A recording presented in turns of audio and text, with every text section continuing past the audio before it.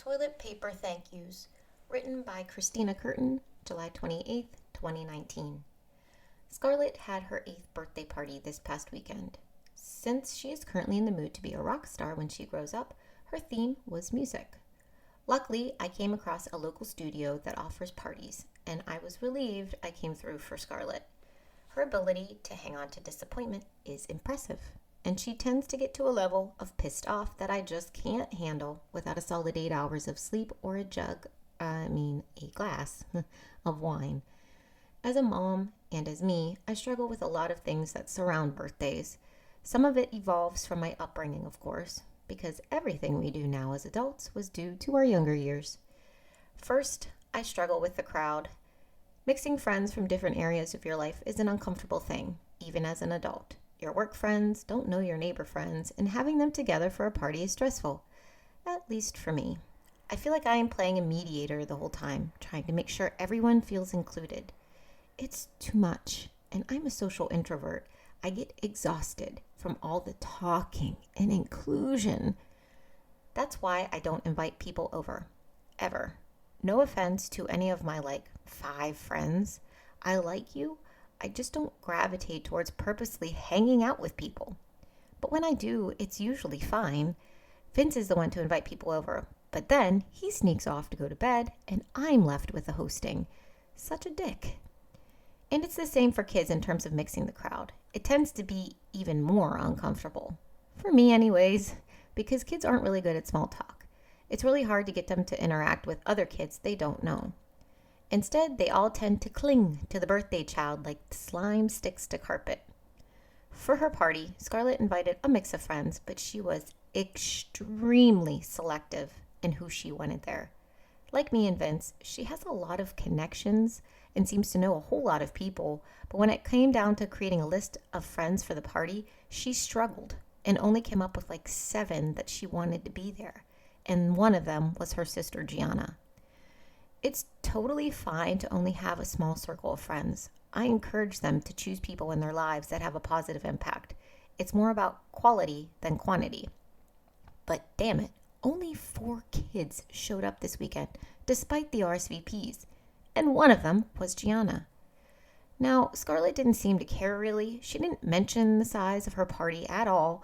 She was just excited to be the center of attention and enjoy her day. I, however, noticed, and the mom in me was really fucking pissed off. I get it. Things come up. I'm not really angry at the parents or the kids that didn't show. I realize I'm angry at the idea that my kid had a party and barely no one showed up. And I was angry at what I thought it would mean to Scarlett.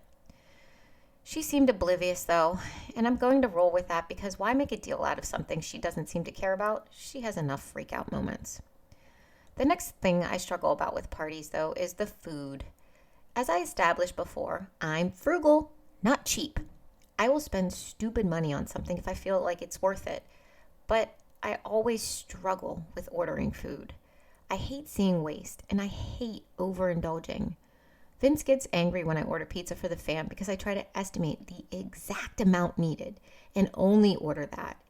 He's of the mindset that he'd rather have too much food than not enough. I see it as wasteful and a slap in the face to starving people. I know, it's extreme, but it seems bougie to order more food than we know we will eat just because we can. So for Scar's party, I ordered a nugget tray from Chick-fil-A, and that shit's expensive, so you can suck it, Vince. I got it because Scarlett currently loves Chick-fil-A, and it was her party. There was supposed to be 7 kids there, so I ordered 64 nuggets. It said it served 8 people, and kids aren't full humans yet, so I thought it would be good. But then there's the adults. Oh, shit. Will they stay? Will they eat? Damn it, the stress. I panicked the morning of the party and called to add 30 more nuggets to the order, and then panicked at the party when only 4 kids showed up. All the waste. All the nuggets. Why? Luckily, the local Chick-fil-A was run by 17-year-olds, and they forgot to add the panic nuggets to my order. I saved $25 and relieved my inner sadness at too much food. Okay, I will wrap this up with 2 final rants on what are, in my opinion, the stupidest shit known to mankind. Party favors and thank you notes. Party favors. Such a huge waste of money. Again, I'm frugal, not cheap, folks. Here's a bag of junk as a thank you for coming to our party. I mean, why am I giving you a gift for coming to my party? I already paid money for the party for you to attend. This karaoke session here wasn't free. And now kids expect a treat bag after? What asshole thought of this? Ridiculous. So I don't do party favors. Don't expect them because I'm not wasting my damn money. And finally, thank you notes. Also a waste. I get side-eyed by a lot of people on this comment because I know it sounds like I'm an ungrateful asshole. You should send thank yous, Chrissy. It's rude not to. Says who, damn it? Do you not know that I appreciate you coming to a party and giving a gift? I verbally said thank you to your face when you left, and I always make sure my kids do too. Why do I need to buy a card, write it out, and be sure to mention what you got me? Otherwise, it seems like I'm writing a canned, meaningless words in my card. It's a waste because you get that card, read it, and toss it right in the trash. How is choosing not to be wasteful rude? I should write thank yous on toilet paper because at least then it has a purpose in the end.